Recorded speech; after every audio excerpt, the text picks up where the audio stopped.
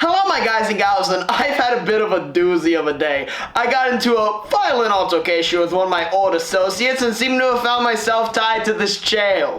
Wow, look, a tree. I enjoy USBs. That is very cool, Francis. It is what it is, though. You have to take the good with the bad. And hey, I could be in a war situation. I mean, yeah, I'm probably gonna be sexually tortured in some way, but compared to the last time I was kidnapped, this is way better. Without revealing too much, let me just say 2 words about the last time. Chicken noodle soup. Oh wait, that's 3. Oh, you finally woke up. Please, please, no chicken noodle soup. Leave it at sexual torture, but feeding me what is famously my least favorite food. Chicken noodle soup is just too far. I do not want to do anything you just said. And honestly, I really don't want to hear about your trauma, so can it? I've heard that before. I'll just say 2 words about the last time I heard that. My therapist is a horse. Quiet. I don't want to hear your voice right now. Listen, I'm going back to your old place to find that USB. I'll be back when I feel like it. Now behave, or when I get back, I'll make sure you're drowning in chicken noodle soup. You sick monster! Don't mess with me, dummy. You've died once, I can make sure you die again. Hang on, what was that? Bye! Well, I have 2 options. Break free or get sexually tortured. And out of those 2, I think breaking free is the better option. So, I untied my hands. Who knew that that little bear wouldn't be particularly good at tying knots? But now what? How do I get out?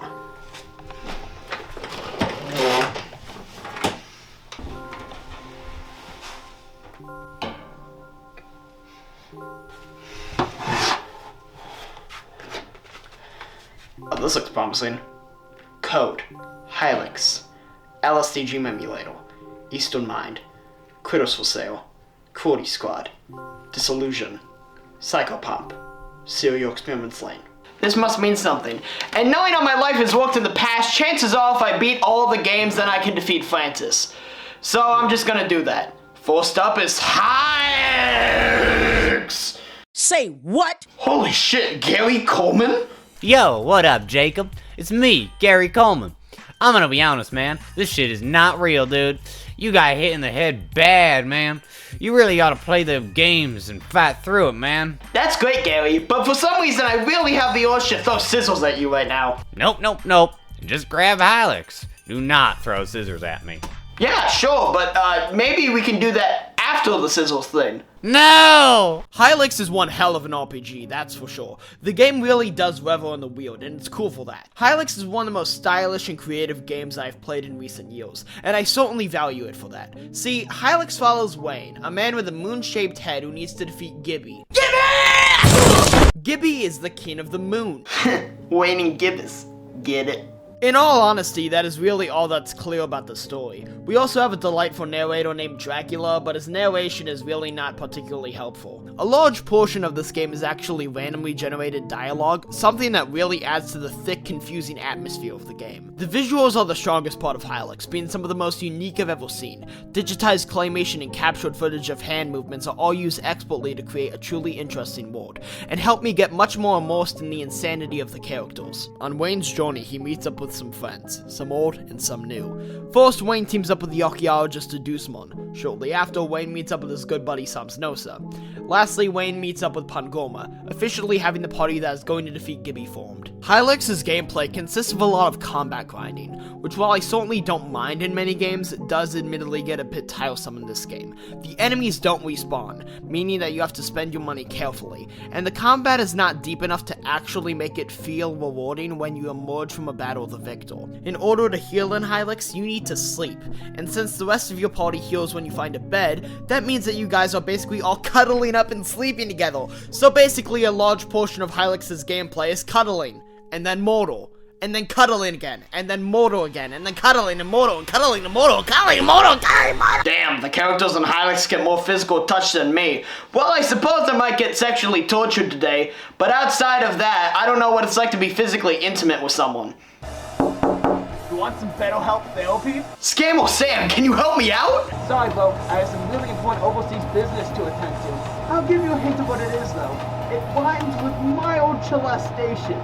Oh shit, you're gonna grind cheese? Okay, bye. As a result of my lack of human touch, I want to kill myself. which you have to do a lot in Hylix, considering it's the way you level up.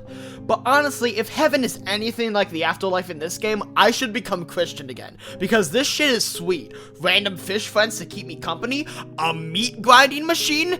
Dude, it's every man's dream come true! Seriously, men value only 3 things: grinding meat, fish, and the patriarchy.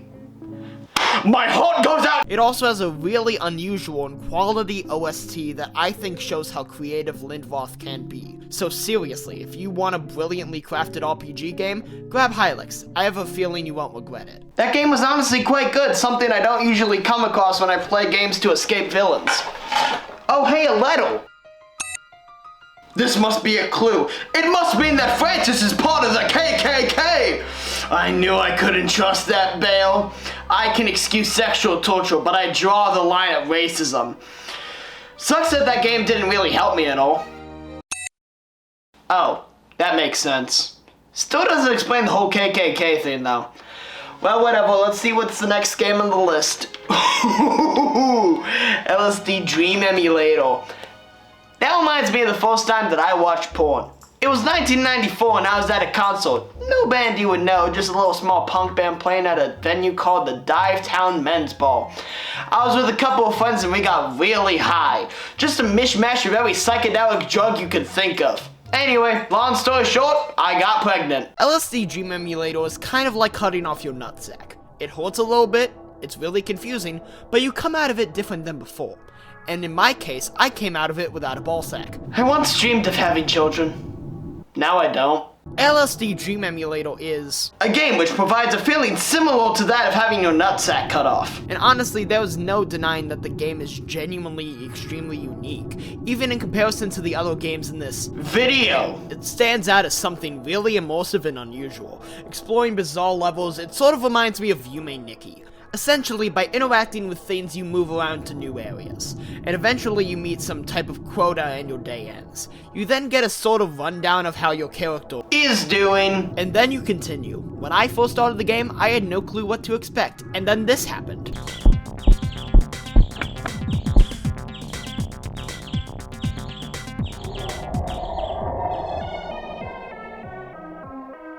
This really set the tone for the rest of the game. Unhinged, disjointed, and just all around unusual. Sometimes I'd be enjoying exploring an area and then randomly I'd end up at the bottom of some stupid hole. It was a really delightful inconvenience. Other than the holes, the other main hazard in LSD Dream Emulator is the Gray Man, who in reality is just the Hat Man. Yeah, this isn't an LSD-inspired game. The creator is probably just too ashamed to admit that he took a full bottle of Benadryl in a failed suicide attempt or something.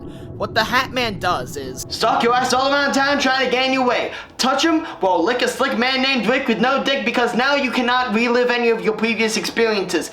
AKA, it balls you from loading previous saves. Interesting stuff, right? I think that the game is overall a really cool experience. While I can't say that the game is super good from a gameplay standpoint, the journey you go on is certainly a memorable one, and I came out with a new friend. Look at this little bear dude. I've come out of it harder, better, faster, stronger. Like Kanye West.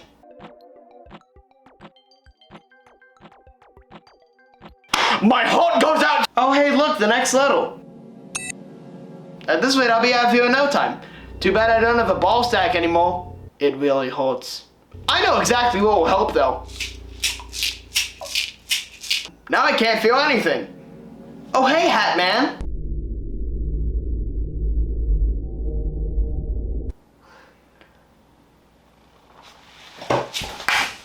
Eastern Mind, The Lost Souls of Now is a video game made by Osamu Sato, the same man who created LSD Dream Emulator. The game itself was actually made by only a team of 4 people, one of which being his wife. As a result, the passion and personal side of this game is clear. It meditates on various spiritual concepts which Sato has found himself attracted to, and it screams passion project pretty much constantly. On the other hand, however, the primitive gameplay and lack of any structure whatsoever also shows that the game was made by a small team. So ultimately, you end up with a mixed bag of a game, containing some good ideas which are messed up by some really shoddy execution. Which admittedly is a shame, as while this type of hardcore experimental material usually isn't all that interesting to me, I still feel like there was potential for something really cool. Now, into the game specifics. Point and clicks aren't really that fun to me. Good thing the game has always reminded me to have fun. This shit constantly happens while you are just walking. I don't know if it's a random event or what, but it is inescapable. Trying to get to the next area? Fine. Trying to kill your wife? Fine. Trying to convince yourself you matter and that suicide isn't the answer? Fine. Eastern Mind really is a confused game. Or if not confused, confusing for sure, to a downright annoying degree. I don't need to understand everything in the game, but dear God did I find myself bored on several occasions as a result of just not having a clue as to what's going on. Plus, the game is so famously obnoxious to beat that pretty much everyone agrees that without a YouTube walkthrough, the game is borderline impossible. I'm open about my mixed feelings on point-and-click adventures, but I can still find myself deeply appreciating them. Take I Have No Mouth and I Must Scream, which has a fantastic story and an interesting message, even if the game is almost equally as miserable to complete. I would love to have an idea of the story of Eastern Mind, but without looking at Wikipedia, I can't even get a clue beyond the fact that your character dies and you reincarnate yourself throughout the playthrough. Aesthetically, there was no doubt that the game is really a memorable one, with Sato's classic computer-animated surreal visuals constantly presenting themselves to you. But the graphical creativity doesn't do enough to save the game for me. But does the music? No, but it certainly is noteworthy. Sato has done all sorts of stuff, from film to music composition, and his varied interest and experience shows in his games.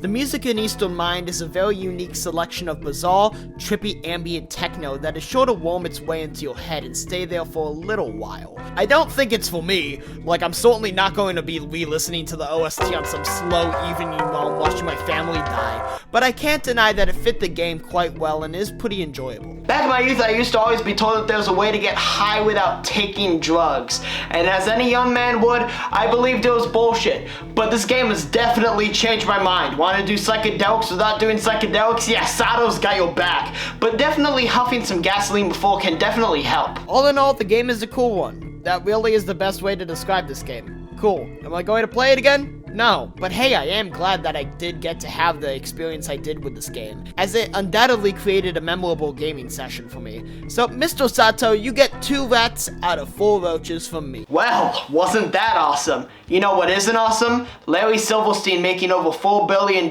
because of the September 11th attacks. Oh, hey, look, an N. Oh, this is definitely not helping the Francis KKK allegations. Well, let me consult my handy-dandy list to see what's next. Handy? Handjob? Sexual torture? I gotta get out of here! The next game is Critters for Sale. You know, I like a little good critter. Squirrels, rats, possum, Michael Jackson.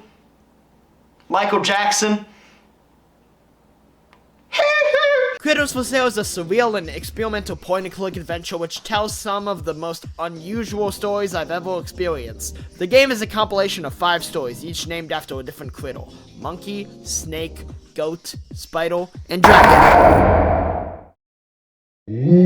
Each story gets progressively more bizarre, and that is saying a lot considering the first story I played ended with my nephew getting crucified and Satan pulling up to the function. Essentially what you do in Critters for Sale is simple. Click on things. Oh, and sometimes you do puzzles.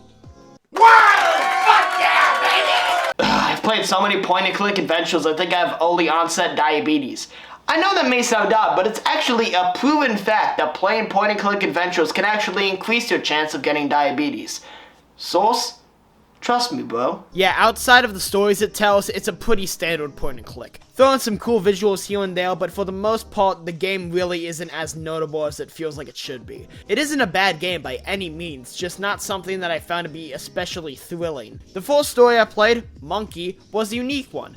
technically, I was supposed to start with Snake, but come on, monkeys are awesome. To anyone involved in the monkey hate videos, I genuinely hope you get castrated. In Monkey, you get invited to a sick party. Now, as a real party animal myself, which is obvious based off the way I dress, let me tell you, this party was pretty lame. Yeah, my nephew got crucified, but it really wasn't all that interesting in comparison to the last Diddy party I was at. Without revealing too much, let me tell ya, the wet t-shirt contest was absolutely wild. The next story I played was Snake, and guess what? Michael Jackson was there. Basically, in Snake, you get a message from Mr. Jackson himself, which doesn't make any sense. Not because he's dead, but because I'm 18. So if you don't reply, you get killed by a horrible creature from beyond this realm. If you do reply, he mentions that you were his time travel buddy in the past, before facing a horrible death with Bane and music playing in the background. Then a demon pulls up and tells you to remember Michael Jackson and all the good times you had with him. I wish I could remember them, but I think I trauma blocked most of it. All I have is a bit of a fuzzy memory of That Diamond Guy official coffee mug being inserted into my mouth before I blacked out and woke up a changed man. Then you remember him and the story ends. Next I played Goat.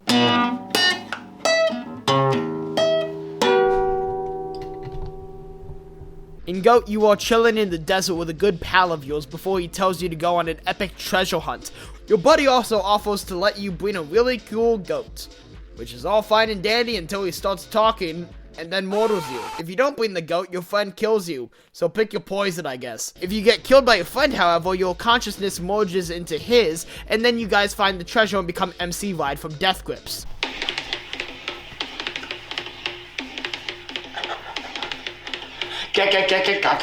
Butters to my head, bit hot like popping off the fucking block, not clocking the sip, off the top bot.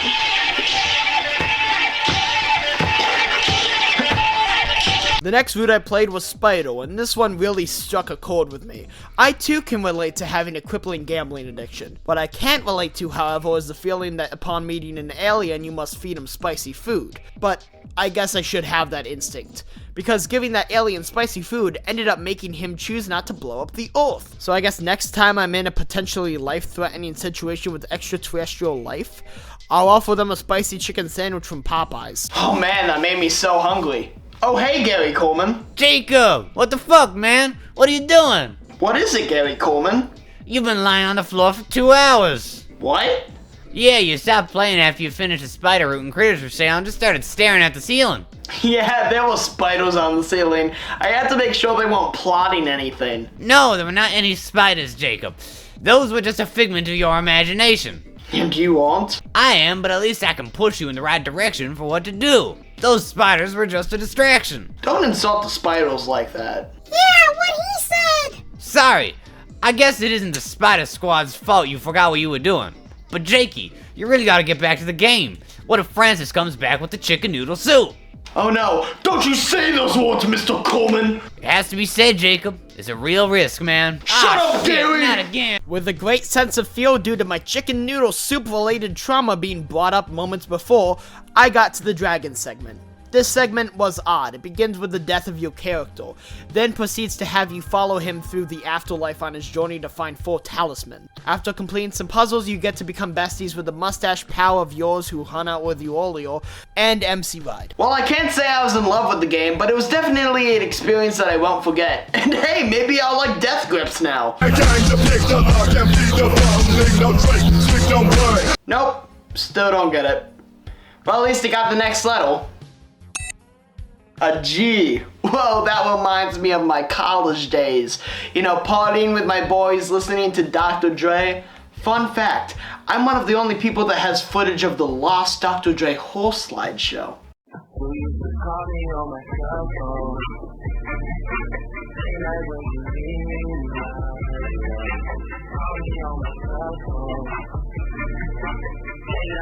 Well, anyway, I should probably take a break from gaming. I should go for a walk. Ow! My head! Shit, I forgot about that. Oh, hey, Hat Man. Can you get me out of here? Shimmy, shimmy, shimmy, shimmy, drink, swallow, la, la. I take that as a no. Well, on to the next game. Let's see. Cruelty Squad. I wonder if this has anything to do with the Waco siege, in which a bunch of feds straight up killed innocent people while pursuing a pedophile. Oh, well, I guess I'll find out what it's about the hard way. I don't have a clue. But hey, the game is really freaking cool, so I was down for the ride. Quality Squad is basically if the Hitman games were made by a bunch of dudes high on shrooms. And it is absolutely wonderful because of that. Don't get me wrong, the game has drawbacks, but there was no denying that this game was pretty much an instant classic for a reason. Sell organs, shoot targets that are a threat to the world as you know it, and have some fun! And hey, maybe along the way you'll learn a little about being a capitalist slave too, and how workers are not valuable whatsoever and function as replaceable cogs. Hell yeah! Toss in a good dose of delightfully chronically online humor, and you come out with a pretty damn solid slab of shooter gaming if I do say so myself. I feel like I should be doing something funny right now, but instead I'm going to talk about an incredibly serious topic. Homelessness has swept the nation, and we need to do something about it. Look at this poor homeless man eating guts. It's not cool. Quality Squad is a pretty hard game, but it adjusts its difficulty based on how shit you are at it to make it a more digestible experience. In other words, if you get to heal by eating the organs of the people you kill, you suck ass. Honestly, I think the auto-adjusting difficulty isn't a very fun mechanic. Personally, I like a challenge, so even if the game seems unfair at times, I don't want it to treat me like a pussy. That being said, I understand the reason for this mechanic. I just feel like a difficulty selection screen would have been a better choice. Besides that though, the game's flaws mostly make it better. For example, the game having the worst controls in any game ever really adds to the weirdness of the experience in a welcome way. Sure, it took a while to get adjusted, I mean look at this crap. But I had fun playing around with it and getting lost in the peculiarity of the game. Did you know that I collect Funko Pops? If you said you did, you'd be a liar because I don't. But this guy could really like them. I don't know why. There seem to be better ways to spend your money, but you know, freedom of choice and shit. Anyway, this game taught me how the stock market works. Yeah, one big mechanic in this game is money and investing in the stock market so that you can buy upgrades. I think it's a cool mechanic and helps tie together some of the anti-capitalist messaging of the game, as well as adding just a fun little way of spending your time that you don't really see in other games. All in all, Quality Squad was fun. It wasn't a masterpiece, but the wacky and unhinged insanity the game delivered was no doubt one of the most enjoyable experiences I had while trying to escape the clutches of Francis. Oh, speaking of. Whoa, that was fun. Hey Francis, when did you get here? Hey, Jacob. Man, buddy, pal, what you up to? Oh, just gaming. Might you have my key to unlocking the door at the top of the stairs? No? Damn it, Jacob, I told you just to sit there. I'm sorry, I'm on the spectrum, I can't sit still. This behavior is why I'm anti-vax. You gotta get your shit together. I'm sorry, Francis. I'll do better next time. Side note, where is the fucking USB? What the hell is a USB? Universal Serial Bus. Come on, Jacob, where is it? Dude, a cereal bus? I wish I knew where that was. No, not a bus that sells cereal. A little stick thingy you put into your computer. Oh, my penis? No! Hey Francis, my head is bleeding a lot right now. What? I think I might be dying. Oh crap. I can't have you die on me without the USB. Cereal bus. Hey, they say adding butter to wounds does something, right? Yeah, I think so. Wow, I'm really greasy right now. Yeah, almost as slippery as the girl in the hit game Homeless Schoolgirl after she got jizzed on in her field of poisonous flowers. Anyway, I'm gonna leave again and get my ragtag crew of ex-convict scallywags to search your living space and find the USB. Wow, that sounds cool. Will I ever meet them? I would love to have a cool, like, League of Villains thing. No. Alright. Bye, Francis! Man, fuck this shit. Little does he know that that was actually a banana. Man, where did I get this banana from? Man, Francis could use some religion. Perhaps Buddhism would be of interest to them. Or perhaps I should show them the hit game Disillusion, released in August of 2021 and purchasable on Steam for $2.99. Disillusion is one of the most genuinely mesmerizing games I've ever played, and I have to say, I enjoyed pretty much every second of it. Nothing out there is like Disillusion. Except for Disillusion ST, but that is a topic for another day. Disillusion is a game where you explore a tower, throw shade at Buddhism, and meet a cool freaky lady named Mel. File plot, right? Anyway, on a serious note, Disillusion is a pretty weird experience. You start out in the most underdeveloped town of all time, only to within moments find yourself in a seemingly endless tower with textures that look ripped from an old Windows program. A lot about this game is unsettling in a really foreign way, and the feeling I get from it really is only comparable to something like LSD Dream Emulator or Eastern Mind. Something about it is just off, I guess. But hey, don't worry, silly little cat dudes can pretty easily calm your nerves here and there. Unless you have to kill them. Which sometimes happens.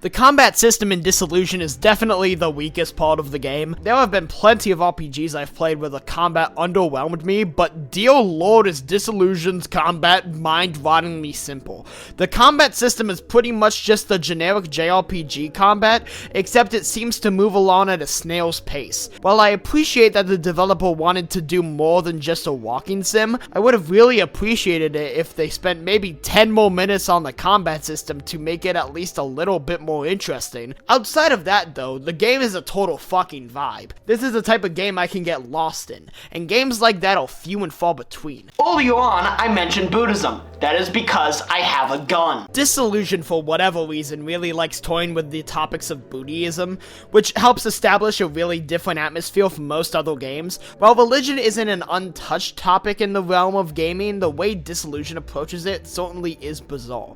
Whether or not the game is really trying to provide some commentary on the religion or simply just use it for vibes, I am admittedly not entirely sure. Regardless, Disillusion is worth your time. The game took me about 4 hours to complete, and it offers some replayability with its multiple endings, meaning that for $3 you get quite a lot of content. In other words, just check it out. To think that I beat that game in the time that takes to listen to Fashionably Late by Falling Reverse 5 times. Crazy stuff.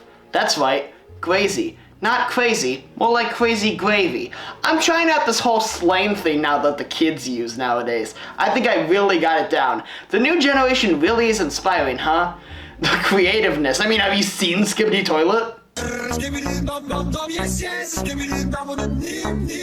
Never mind, I take back what I said. If this is what the current generation is going up on, something tells me they're all gonna become psychos. Psychos? Psychopomp? Psychopomp is, well, aesthetically pleasing. Not much else, though. In a nutshell, you play as a mentally ill girl with a cool helmet and hammer, and raid definitely real secret government tunnels, killing all that stands in your way. That I can respect. What I can't respect is that our pro tag moves at the speed of a dolphin on crutches. In other words, about as fast as me. And listen, man, I recognize my imperfections, but I play games to escape reality, not to confront it. At least the game is informational. The loading screens gave me tons of good info, such as... Real world tip. In 1956, a new disease appeared in Osaka, Japan. The symptoms included a strong cough, rash, and becoming a room. Luckily, the virus was contained and eradicated. Starting in 2001, the rooms have been rented out as a bed and breakfast. And hey, if any of you guys have a burning hatred for Alexander the Great, you're in luck. This is likely one of the few games where you can actually fucking kill him. Listen, they say don't stick your dick in crazy, but it worked for Oedipus. Anyway, long story short, Psychopomp is fine. I haven't played Gold yet, and I don't know if it's a sequel or just an expanded version of the game. Given that the end of this game is, conclusive, but I admittedly can't say I'm terribly interested. Psychopomp may be free, but it really didn't keep my attention very well. Man, Psychopomp sure was weird. Too bad I have an erection. Oh look, another letter.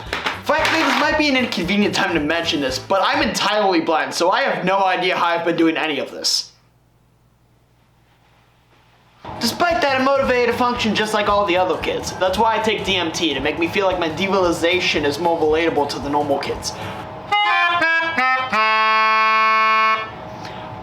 I call them normies. It's like a slur for boring white people. If only God hadn't abandoned me. Anyway, did that hit you right in the feels?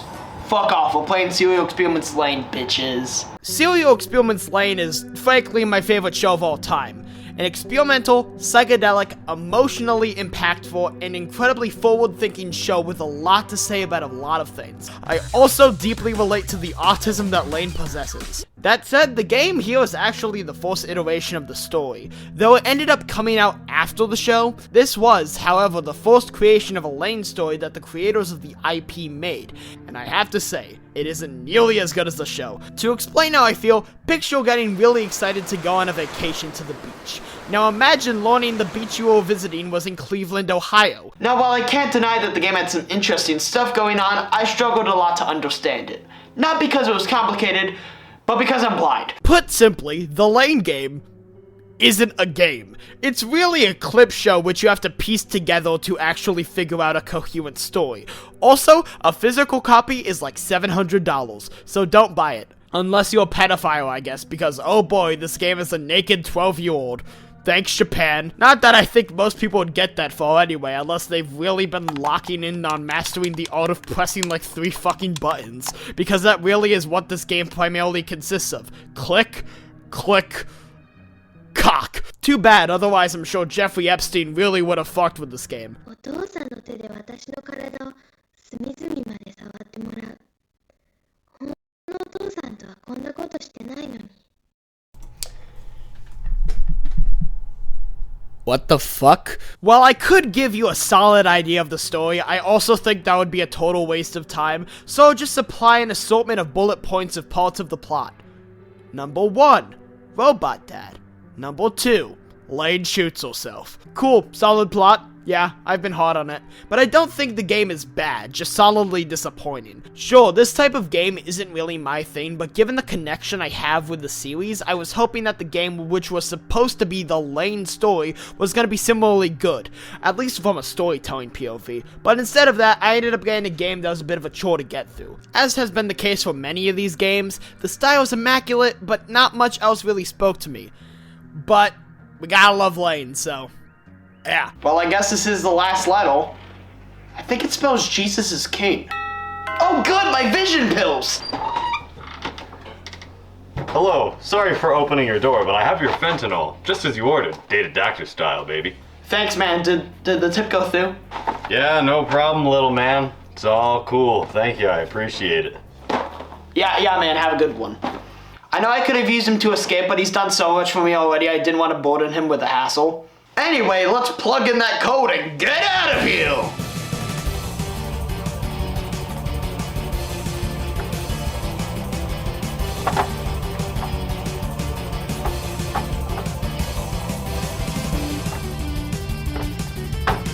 Going somewhere, Jacob?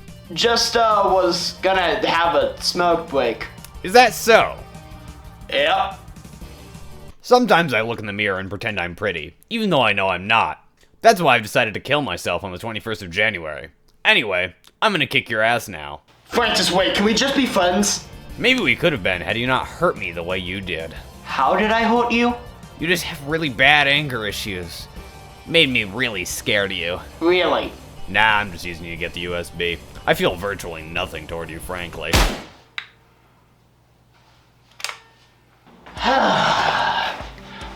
Well, I live here now. If I've learned anything today, it's that sometimes when life spits in your face, the only thing you can do about it is become a hardcore drug addict to escape the grim reality of our world.